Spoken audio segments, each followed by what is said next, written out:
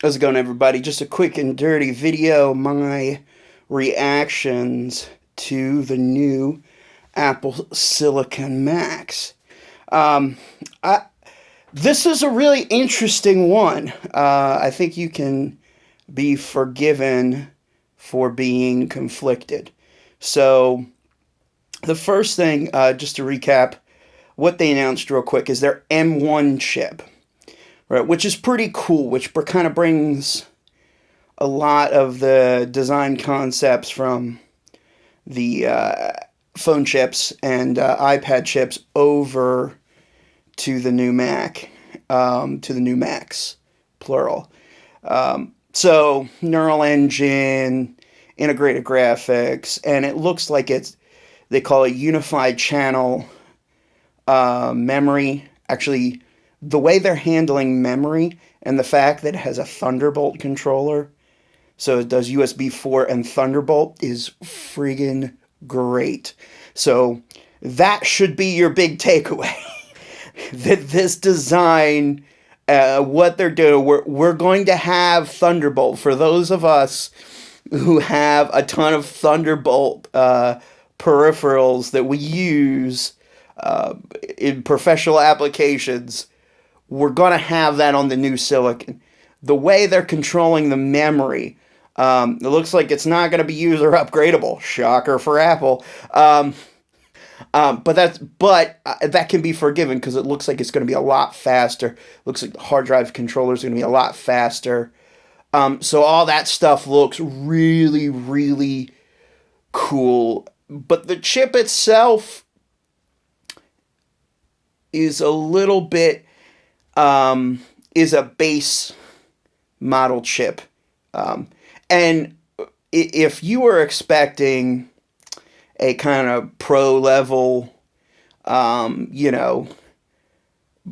of a chip for their first outing, I think your expectations might have been a little too high. I mean, it would have been cool to get that, but I think that it would be a stretch to see them, have like some 20 core processor that they could put in a laptop. They may do that down the road, but for their first outing, I think it might be unfair to expect that. So the three new Macs that we got a MacBook Air, a new MacBook Pro 13-inch base model, and a new base model Mac Mini. And if you're in the market for a Mac, here's how I think it breaks down. If you were looking at a MacBook Air, man, this is your time to buy because it's pretty sweet, especially in that segment. I think for students, for people on a budget, they're just breaking into that kind of stuff. Or they just want a Mac. You just want a Mac. MacBook Air is going to be awesome. It's going to be more capable than a MacBook Air has any business being capable. And that's certainly more capable than MacBook Airs relatively have ever been. And then the 13-inch base model MacBook Pro. If you're in there for a 13-inch MacBook Pro, I think you're like, there's a pause. Here's why.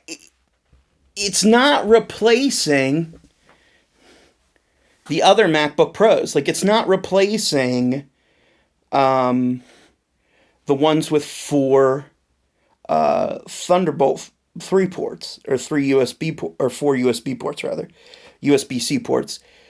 It's just replacing the one with two USB-C ports. And it looks like this chip only supports two Thunderbolt 3 USB-C, USB 4 ports. That's interesting. So, to me, that tells me that this is kind of a base model type chip, which makes sense for them to come out with that first. However, for me, because I'm in the market, I don't know. And the other one, I don't think that this MacBook Pro is going to be something I'm going to look at personally. We'll see when test units get out and we start getting performance scores and things like that. Maybe my opinion will change. But for now, for me, it's something I would hold off on if you are into doing pro audio. So that's the, if you're new to the channel, that's the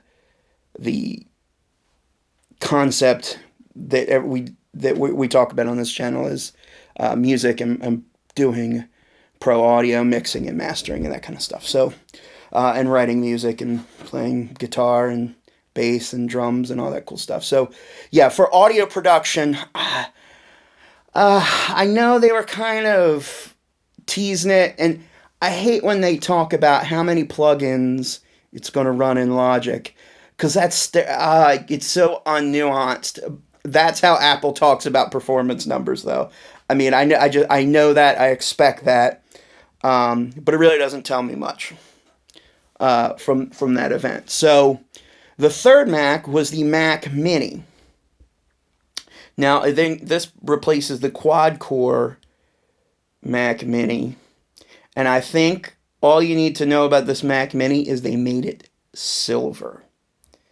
This is a silver Mac Mini.